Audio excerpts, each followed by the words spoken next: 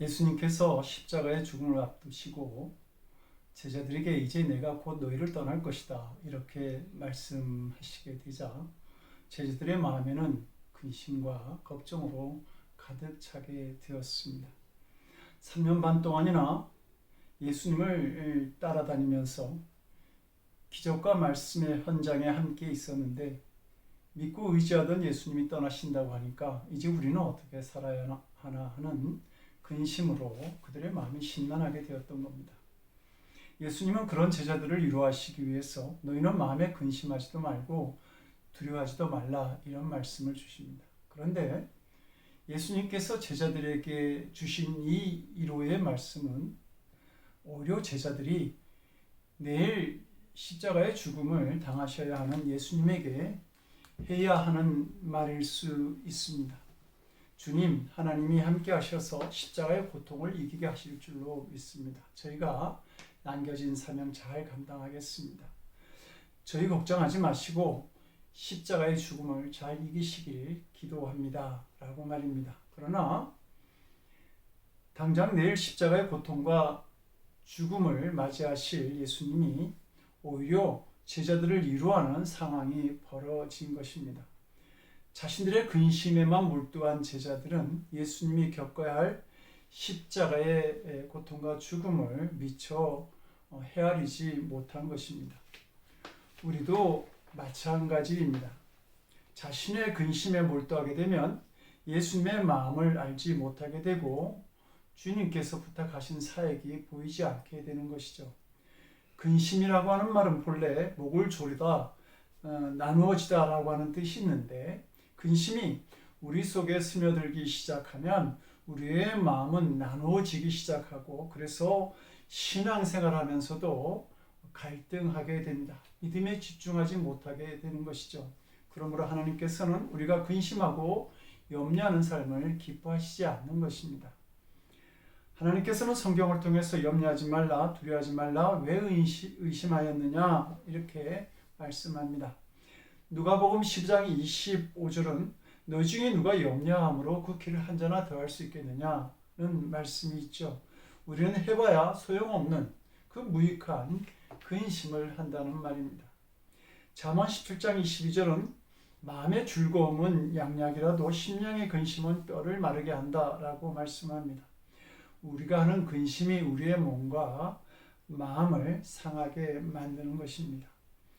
제2차 세계대전 당시 미군 전사자가 35만 명이었다고 합니다. 그런데 자식이나 남편을 군에 보내고 근심하다 심장병에 죽은 사람이 100만이 넘는다는 통계가 있습니다. 전쟁보다도 마음의 근심이 더 무서웠던 것입니다. 하나님은 우리가 염려하는 마음보다 담대한 믿음을 가지고 살아가기를 기뻐하십니다. 다윗이 골리앗 앞에서 너는 칼과 창과 단창으로 내게 오거니와 나는 만군의 여호와의 이름으로 내게 간다는 믿음을 고백하며 나아갈 때 다니엘이 사자굴에 들어갈 각오로 담대하게 매일 하나님께 기도드릴 때 사드락과 메삭과 아벳느고가 우상하게 절하지 않고 담대히 풀무불에 들어가는 것을 보실 때 하나님은 기뻐하셨습니다. 그리고 하나님을 기쁘시게 만들었던 그들에게 하나님은 위대한 승리를 안겨주십니다.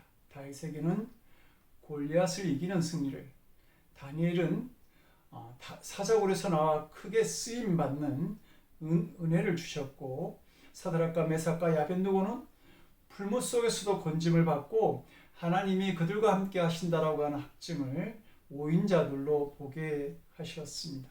그러면 우리가 아무런 근심 없이 살아가는 것이 정말 하나님을 기쁘시게 하는 것인가? 우리는 배부른 돼지보다 배고픈 소크라테스가 낫다라고 하는 말들을 합니다. 먹고 배부르면 그저 아무 생각 없이 누워 잠만 자는 그런 동물보다는 그래도 근심하며 고민하는 인간이 더 낫다는 말입니다. 아무 걱정이 없다는 것은 어떤 의미에서 인간일 수 없다라고 하는 의미도 있습니다. 신학자 칼 바르트는 우리의 마음속에 고민이 없다면 우리의 입술에는 노래도 없을 것이다 라는 말을 했습니다. 가치 있는 고민이나 근심은 우리에게 유익이 될 수 있다는 뜻입니다. 예수님은 내가 세상에 화평을 주러 온 줄로 생각하지 말라. 화평이 아니요 검을 주러 왔노라 말씀합니다. 예수님에게 가면 그냥 마음이 평안하고 아무 근심도 없어지고 그냥 편안한 상태로 들어가게 되는 것은 아니라는 말씀입니다. 마음을 찌르는 것 같은 고통도 근심도 생기는 것이죠. 거기에 구원이 임하기 때문입니다. 본문 9절에서도 너희가 근심함으로 회개하매 이른 까닭이라 이렇게 말씀합니다. 근심이 회개의 열매를 맺게 했다는 말입니다. 하나님께서 싫어하시는 근심은 세상적인 근심입니다. 무엇을 먹을까, 마실까, 입을까 하는 근심인 것이죠. 에서는 먹을 것을 근심하다가 팥죽 한 그릇에 자신의 가장 큰 가치인 장자의 축복권을 넘겨줍니다. 그 결과 그는 분노하고 슬퍼하며 자신의 동생을 원수로 여기는 자가 됩니다. 마태복음 19장에 나오는 부자 청년은 예수님의 말씀을 듣고 재물이 많음으로 인해 근심하며 예수님을 떠나갔다고 기록하고 있습니다. 많은 재물이 주님의 제자가 되는 것을 포기하게 하였고 결국은 재물과 영생을 맞바꾸게 만든 것입니다. 누가복음 12장에 나오는 부자는 내가 곡식 쌓아둘 곳이 없으니 어찌할꼬 하는 세상적인 근심만 하다가 하나님으로부터 어리석은 자라는 꾸중과 함께 그날 밤 그의 영혼을 잃어버릴 수 있는 자가 됩니다. 우리의 진정한 문제는 걱정이 있느냐 없느냐가 아니라 어떤 걱정을 하며 살아가느냐 하는 것입니다. 우리가 하는 근심 가운데는 쓸데없는 걱정이 많이 있기 때문입니다. 우리가 하는 걱정 근심 가운데 80%는 일어날 수 없는 쓸데없는 것이며 12%는 자기와 상관없는 일이고 오직 8%만이 이 8%만이 생각해 볼 만한 걱정이라고 말합니다.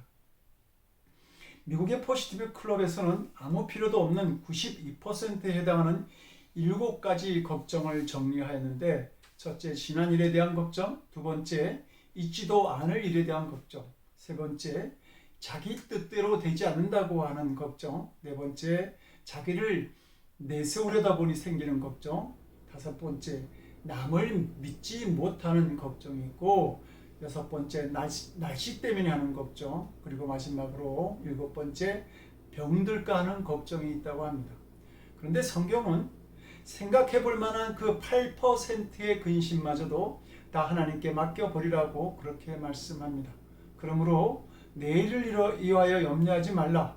내일 일은 내일이 염려할 것이요 한날의 괴로움은 그날로 족하니라.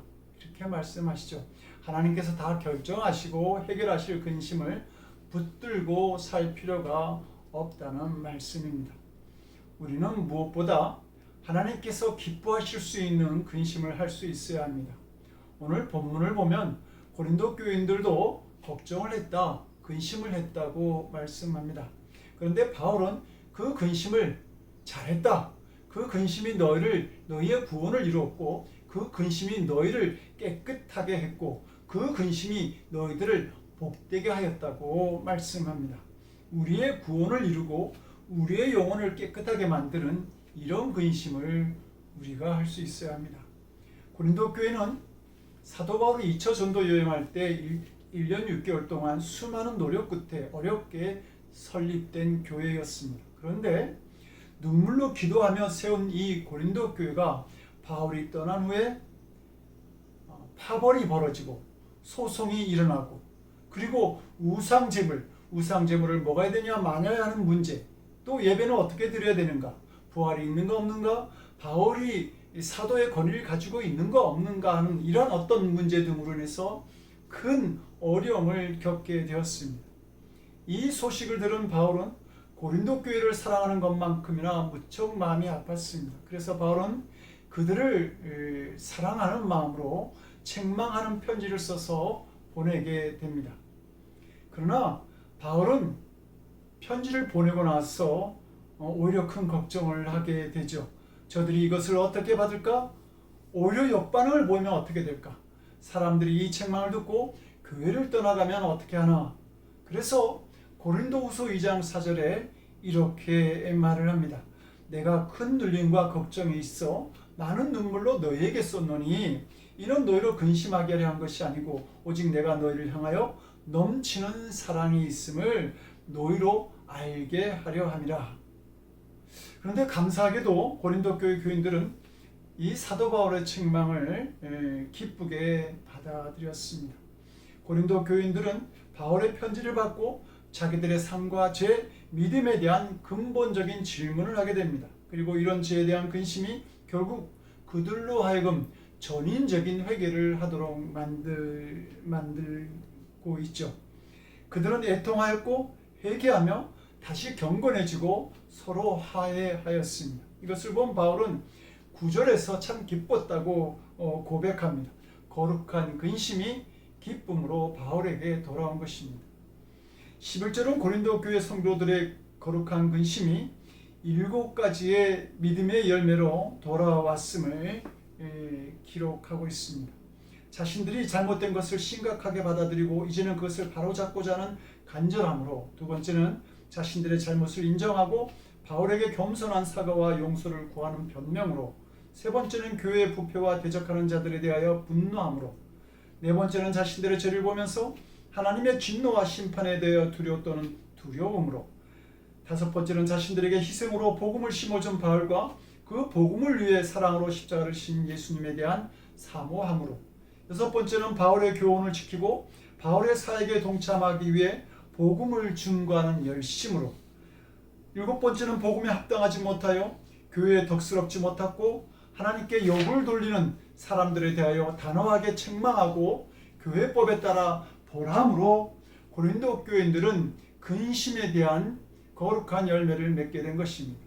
오늘 살아가는 성도된 우리에게도 이 7가지의 열정은 언제나 필요한 말씀인 줄로 압니다.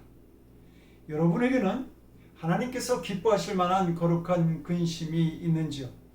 거룩한 근심의 대표적인 것은 죄로 인한 근심입니다. 그러나 엄밀한 의미에서 죄로 인한 근심에도 세상적인 근심과 거룩한 근심 2가지로 나눌 수 있습니다. 죄는 사람을 근심하게 만들죠. 그런데 대부분의 사람들이 죄에 대해 하는 근심이 무엇이냐면 죄 자체에 대한 근심이 아니라 죄로 인해 나타나는 결과에 대해서 근심하는 것입니다. 이 차이는 참으로 중요한 문제입니다. 죄에 대해서 근심하는 것은 거룩한 근심이지만 죄로 인해 나타나는 결과와 형벌만 근심하는 것은 세상적인 근심입니다. 성도 여러분은 죄 자체에 대해서 근심하십니까? 아니면 그 죄로 인해서 오는 형벌, 그 결과에 대해서만 근심하시는지요? 하나님의 사람은 죄 자체에 대한 두려움이 있습니다. 그래서 죄 짓는 자가 되는 것을 두려워합니다. 그러나 사탄은 죄 자체에 대한 두려움이 아니라 들킬까 봐, 들켜서 책망받고 들켜서 비난받는 것을 두려워하게 만듭니다. 이런 근심은 회개에 이르게 하지 못하고 하나님의 긍휼도 얻지 못하게 만듭니다. 다윗은 하나님 앞에서 죄를 지었습니다. 간음하였던 것이죠. 그런데 처음에는 다윗이 그 죄를 두려워한 것이 아니라 저지른 죄가 다른 사람들에게 알려질까 봐 두려워하였습니다. 그래서 들킬 것 같은 두려운 마음에 밧세바의 남편 우리아를 모략을 써서 죽이게 됩니다. 그 결과 어떻게 됩니까? 하나님께서 무척 진노하시게 되죠. 하나님의 책망을 받은 다윗은 깨닫게 됩니다. 죄를 지었다는 그 자체를 아파하고 회개하게 된 것입니다. 그래서 다윗은 우슬초로 나를 씻겨주소서, 즉 나의 죄를 사하여 주시옵소서라고 고백한 다음에 성령을 내게서 거두지 마옵소서라고 기도하게 됩니다. 자신 안에 거하시는 성령을 통해서 죄에 대해 민감한 자가 되기를 원했던 것입니다. 죄 자체에 대해서 근심하는 자가 되기를 원했던 것이죠. 사울은 다윗보다 작은 죄를 짓고도 망했습니다. 왜 그랬습니까? 사울은 죄를 두려워했던 것이 아니라 죄로 오는 벌만 두려워했습니다. 체면, 비난, 벌만을 두려워했던 것입니다. 그래서 자기를 위해 죄를 덮고 변명할 수 있는 예배를 드려달라고 사무엘에게 간청하다가 망하고 만 것입니다. 가인도 그랬습니다. 하나님께서 아벨의 제사를 받고 자신의 제사를 받지 않았을 때에 가인은 근심했습니다. 그러나 자신이 저지른 잘못에 대하여 근심하지 않고 자신의 제사가 받아들여지지 않은 것만으로 인해 근심하였던 것입니다. 그래서 아벨을 죽이게 됩니다. 그러고도 내 아우 아벨이 어디느냐라고 물으시는 하나님께 내가 내 동생을 지키는 자니까 라고 항변하죠. 하나님으로부터 벌을 받고 내어 쫓기면서 그는 사람들이 나를 죽이면 어떡합니까? 라고 근심합니다. 동생을 죽였다는 것보다 사람들이 나를 죽이면 어떻게 되나 하는 그 결과만 두려워했던 겁니다. 성도 여러분들은 죄로 인해서 근심하십니까? 아니면 죄의 값으로 인해서 근심하십니까? 하나님의 복을 받을 사람은 죄를 두려워하되 죄의 결과에 대해서는 담대하게 대처합니다. 히브리서 12장 8절은 징계는 다 받는 것이거늘 너에게 징계가 없으면 사생자요 친아들이 아니라고 말합니다. 죄로 인해 받는 징계가 있다고 한다면 두려워 말고 오히려 기뻐할 수 있어야 한다고 말씀하는 것이죠. 고난 중에 있던 욥이 볼지어다 하나님께 징계받는 자에게는 복이 나니 그런즉 너는 접는 자의 징계를 없이 여기지 말지니라 이렇게 말씀하죠. 이런 고백을 하게 될 때 그는 오히려 하나님의 긍휼하심과 도심을 크게 받았다고 성경은 증거합니다. 성도 여러분, 우리가 하는 근심이 하나님의 뜻대로 하는 근심이기를 원합니다. 내가 아직 버리지 못하고 희생하지 못한 것은 무엇인지 죽어야 할 나의 자아는 여전히 살아서 내 주관대로만 하려고 하는 것은 없는지 전도와 기도, 교회 생활에 부족함은 없었는지 더 사랑하지 못한 것은 없는지 더 큰 십자가를 질 수는 없었는지 하는 이런 근심이 있기를 바랍니다. 이런 근심과 열심이 세상을 이기고 평화를 누리는 하나님의 자녀된 삶을 살아가게 하는 줄로 믿습니다. 십자가를 앞두시고 겟세마네 동산에 오르신 예수님을 마태복음 26장 38절은 이렇게 묘사하고 있습니다. 고민하고 슬퍼하사 이에 말씀하시되 내 마음이 매우 고민하여 죽게 되었으니 하나님의 뜻을 따라 고민하신 것이죠. 그 마음이 죽게 될 만큼 근심하신 예수님은 마침내 십자가를 지시고 온 인류를 위한 위대한 구원을 성취하신 것입니다.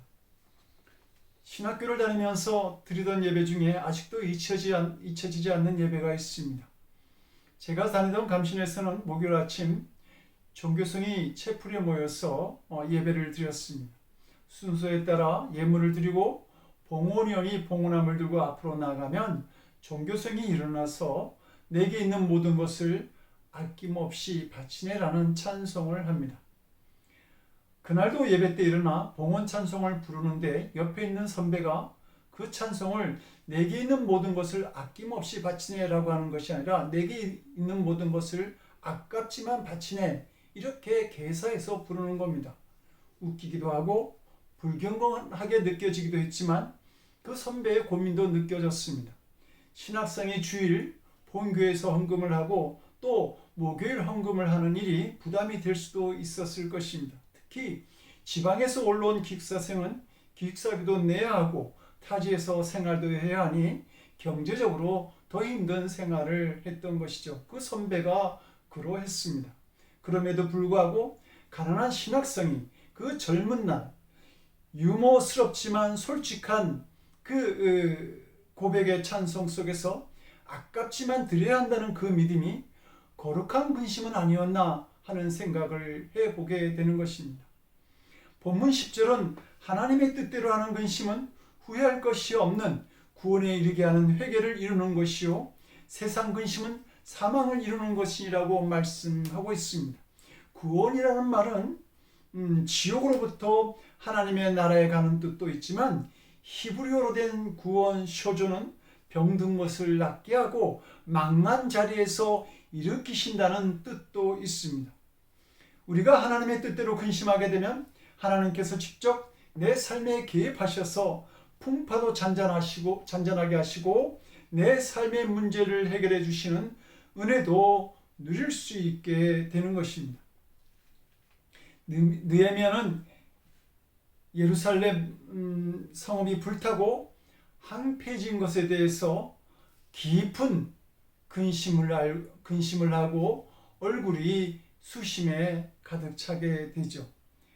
이 느헤미야의 근심을 알았던 하나님은 페르시아의 아다닥스 왕의 손길을 통해서 느헤미야가 이스라엘로 돌아가서 성벽을 건축하는 일을 완성할 수 있도록 역사하시는 것을 성경은 증거합니다.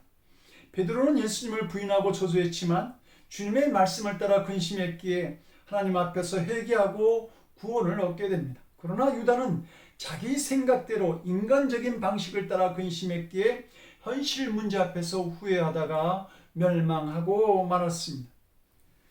지난주 설교에 아직 용서하지 못하고 자비를 베푸지 못한 이웃이 있음을 발견하고 찔림을 받았다는 성도의 고백을 들었습니다. 거룩한 근심입니다. 이 근심이 구원을 만드는 것이죠. 바라기는 우리의 근심이 너무 늦은 고민이 되지 않았으면 좋겠습니다. 누가복음 16장에는 부자와 거지 나사로의 이야기가 나옵니다. 부자는 세상 살 때 왕이 입는 고급 옷을 입고 날마다 잔치를 벌리며 살았지만 그 집 문 앞에는 가난한 거지 나사로가 살고 있었습니다. 어느 날 그들은 모두 죽어서 나사로는 아브라함의 품속으로 부자는 음부로 내려갑니다. 그리고 음부에 내려간 부자는 이렇게 부르짖습니다.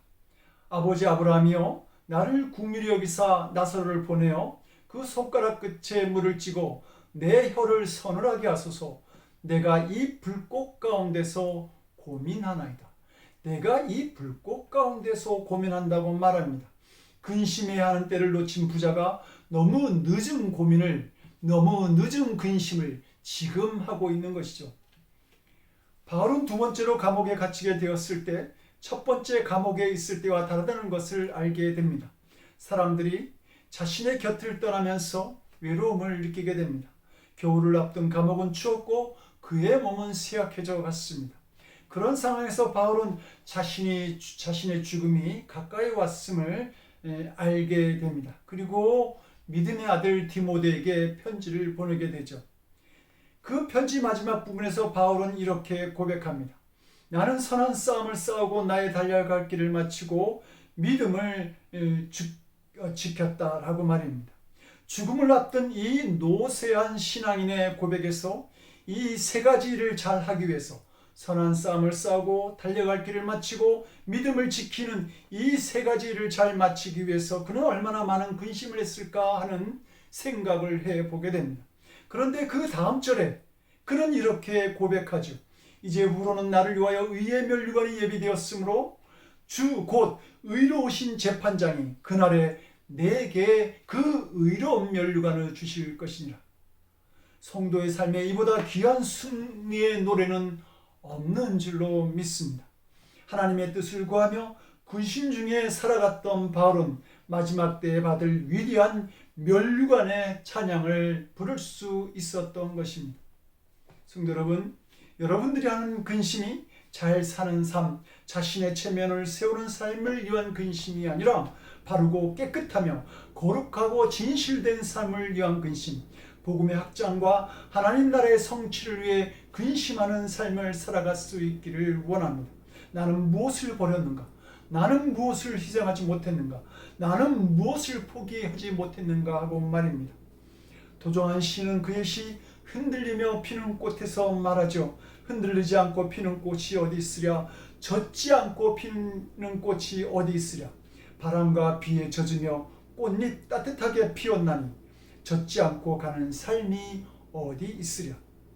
흔들리고 젖는 근심은 누구나 있지만 문제는 무엇을 근심하느냐 하는 것입니다. 가치 있는 일을 근심할 때, 거룩한 일을 위해서 근심할 때 우리는 우리가 알거니와 하나님을 사랑하는 자 곧 그 뜻대로 부르심을 입은 자들에게는 모든 것이 협력하여 선을 이루시는 하나님의 은혜에 동참하는 삶을 살아가게 되는 줄로 믿습니다.